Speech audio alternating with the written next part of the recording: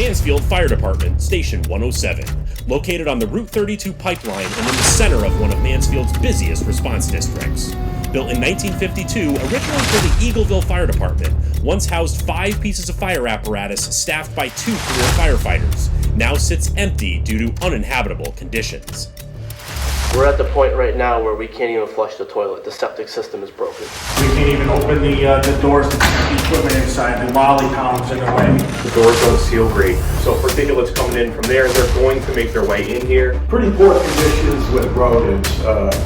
There's traps everywhere, rodent droppings and infestation. We had to put a tarp up to eliminate while guys were working out, getting dripped on by water. The Mansfield Fire and Emergency Services in the town of Mansfield is growing, and unfortunately the station no longer affords us the ability to keep up.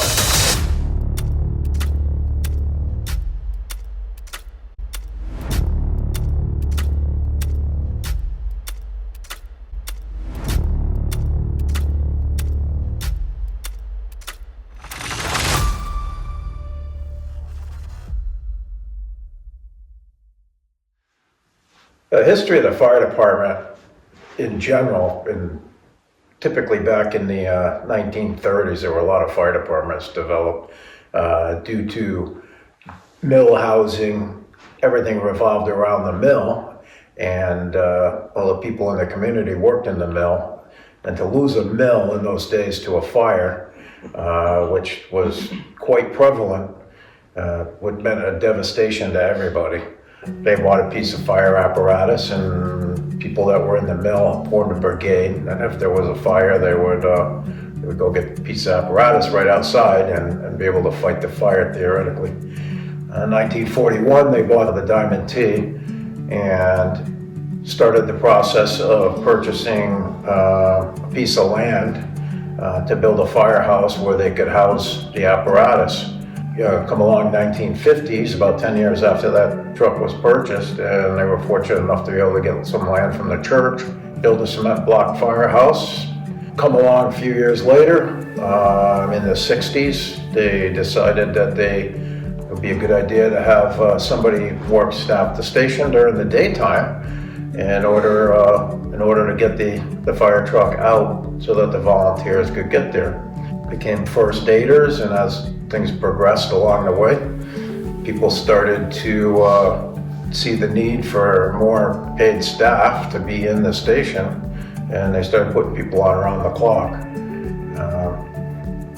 Again, they were starting to outgrow their station at that time, and they put a bed upstairs in the office so somebody could sleep overnight and get a fire truck out to a fire call. Really wasn't intended as a gathering place, but as things progressed throughout the years, it became a gathering place. That was the nature of the firehouse. Was let's go down to the firehouse and maintain the truck. It was all scheduled stuff. And then, as things changed back then in the 50s and 60s, there became that need to have somebody there that do that all the time. Services were working along pretty good as long as you had 60 plus volunteers in your fire department that were active, and they would leave their jobs and come to a scene, and the person on duty here would drive the apparatus to the scene, and the volunteers would render care and take care of the fire. And this building, unfortunately, was never designed to house those people that you're talking about. We started out with not having anybody in here. We had callmen, we had volunteers coming in off duty to get the trucks out the door, to bring the apparatus to the scene for volunteers. And unfortunately, volunteering has gone downhill, so the need for staffing has increased. So we went from having a building with nobody in it, having a callman, to having a paid man during the day, to having bunkers, and now you're starting to get into 24/7 staffing. The facility has just increasingly, we ask more of it, and we're at the point where we just can't get anything more out of it. We've expanded the bunk rooms, we've turned closets into day rooms, we've turned closets into bunk rooms, we've eliminated closet space, we've taken away kitchenettes. we're traveling up and down stairs to utilize the only bathroom and shower facility downstairs. So we've asked a lot of this building, and it certainly has given us its all. But I think we're at a point now where it's just we can't expand anymore. We've stretched it as far as we can stretch it.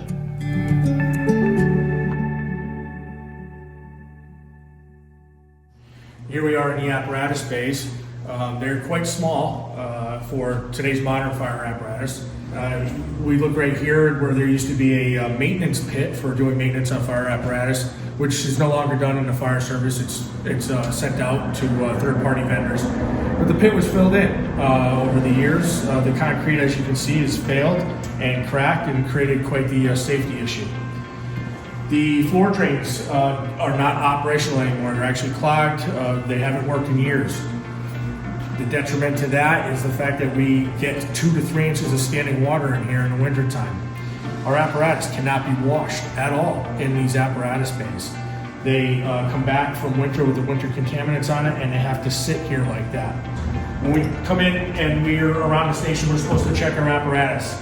We can't even open the doors to keep the equipment inside. The lolly columns in the way, both of these doors here. As we move this way, we can see how close this apparatus and this engine happens to be the smallest one in the fleet. There's about 14 inches between the bumper and the wall. So as I come through here, I have to walk sideways, and if I had my gear with me, it would be even harder to walk through here, a lot more difficult. Overhead, there's a tremendous amount of utilities overhead. The doors are short, the apparatus have to stay short. And looking down this narrow pathway here, another area in which it is cumbersome and a safety issue when we respond to calls. Even on the apparatus building aspect of building apparatus, we've gotten to the point now where we're asked to do much more than the original people were. We're essentially an all hazards department, typically known as a fire department. And our apparatus needs to hold all that equipment, and in order to do so, the modern fire apparatus does not fit in the station. If we do build apparatus to fit this station, something has to get compromised. So the apparatus is not what we need it to be to do the jobs that we do need to do. So the difference between a fire station and a firehouse is that it's our home. We're here 24 hours, maybe more at a time. So we need some quarters to either sleep, get some relaxation, places to eat. So in our bunk rooms, this bunk room here used to be our day room. It is right off of our garage. These doors don't seal great. We have 2 beds in this bunk room. We used to have a kitchenette in here. We used to have a recliner TV. All that's changed. Into this room here, this is our old bunk room. We have 1 bed in here. This is where we would originally sleep when we got 2 guys on duty down here. They did some construction, they changed out a closet, they added a door here, they added a door around the corner, and that now we have a day room separate of our bunk rooms.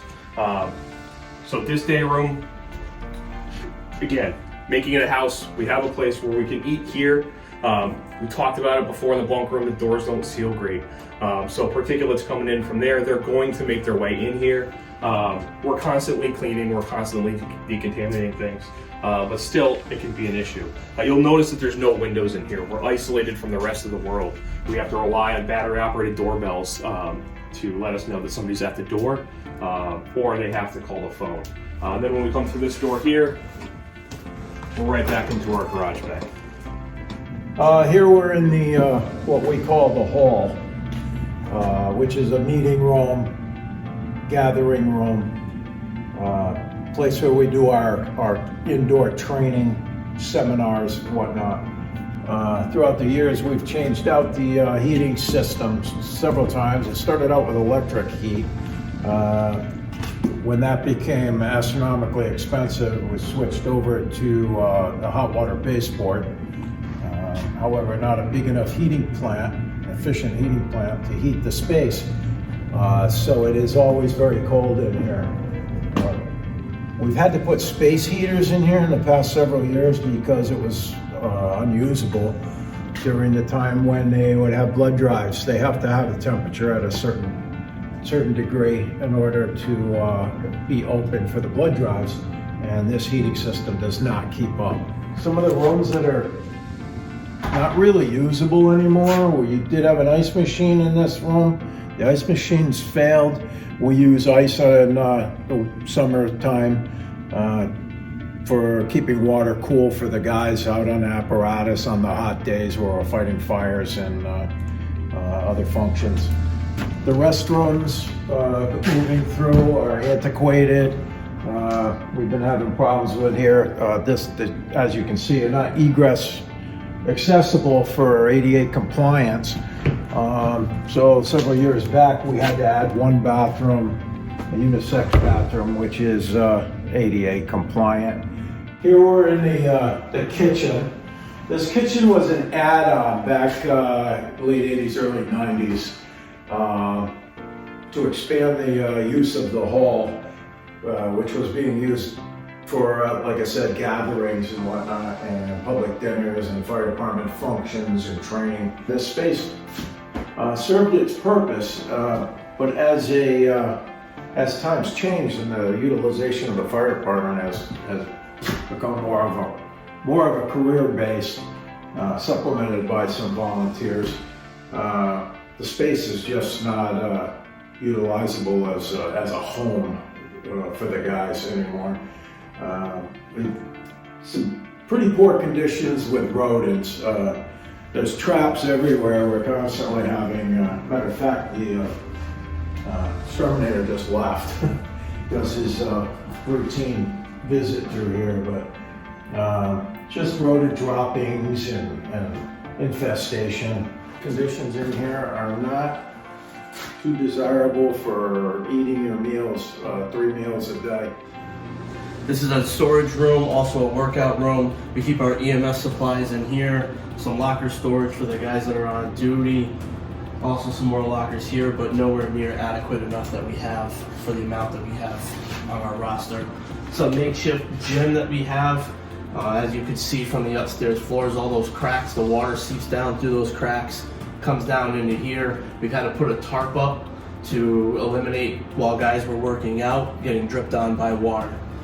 This is our primary bathroom, along with our only working shower, tucked in the corner here, which leads out to back parking and also more collection storage for fire marshals and fire prevention. Coming into our washroom, washer, dryer, gear washer, all of which cannot be utilized right now due to the septic issues that we've talked about earlier. These are our lower 2 bays. We have had to reutilize how we operate, putting down our lighter vehicles, our service truck, our boat, and our lighter trailer. Due to when we exit the property, coming out and around the building, we're going on somebody else's property now to get out. We're also crossing over the broken septic, which has been opened up in the parking lot. Can't store any heavy vehicles down here any longer. This is our club room, also second area to kick back, have some downtime, maybe watch a little TV. Unfortunately, we are very isolated being down in this part of the building. There is no access to know when somebody arrives in, coming to the station. We do not hear the doorbell down here. There is no working telephone down here. We have a bed for storm standbys. We currently use this, also has a meeting room, EMT refreshers, and any other meetings that are needed to be done. This is our office, directly off the bays. Again, we worry about the contaminants and the exhaust being a problem. Very difficult to keep it out there. We're set up for 2 workstations here. There is no room for a 3rd or a 4th. We've worked with two people here most of the time. We've had 3, and it just doesn't work out. There's not enough room. We sit here and we do our reports. We do some of our online training. Our radios are here, so this is kind of the command center of the firehouse, if you will. The heating system is deficient at this point, so it makes it very difficult. Well, yeah, back in the days when the station was built, I mean, there was no National Fire Protection Association. There was no codes, there was no standards, there was nothing saying what we needed. And in this day and age, I mean, we're under, strict guidelines of what we need, and we need to be able to drive around the back and pull through the station, pull the apparatus in. The distances from the roadway, I mean, this station's on a blind curve with an intersection at the entrance, basically. Guys doing their morning apparatus checks. You pull the apparatus out, the bumper is right on the white line of the road. You're in the road. You have to walk around the back, and you have to sneak through between the bay. The apparatus, as you can see in pictures, I mean, it doesn't fit. It's dangerous. We need to have ramps that for our apparatus to pull out and do our daily routine checks. The ladder truck has to be extended 100 feet. We have to put our outriggers out. These are all things that we're required to do on a daily basis. We're running saws, we're running generators, we're checking all of our tools every shift change. We need space to do that. We're required to have twice the distance to the roadway in order to do that.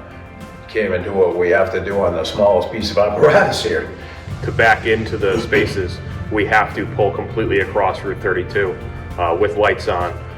For the most part, traffic is paying attention, but unfortunately distracted driving is becoming more and more prevalent. And every time we attempt to back in, there's always a thought in your mind that maybe this is the day that somebody doesn't stop. We have several of the older vehicles that are here, so the diesel exhaust fluid, the clean exhaust is not here for some of these apparatus versus some of our newer apparatus. It's a little dirtier, and you're breathing all that in. It's getting on your clothes, it's getting on your bunker jacket or your bunker gear. It's spreading throughout everywhere. You breathe all that particulates in, lung cancer increases, your lung function decreases, all sorts of that medical problems when you're inhaling diesel exhaust. A room to clean our hose, we need rooms to clean our SCBA packs, we need a separate room to clean our gear, separate room to clean our uniforms. They're not supposed to intermix. We just went through COVID-19. We had to have a stock room just to house all the equipment and the gear, protective gear, the masks, the gowns, hoods, everything that we had to wear through that, and now the equipment to clean it later. The only real gear storage we have is on the wall in the garage. So as we talked about the particulate, all of that is landing on our gear.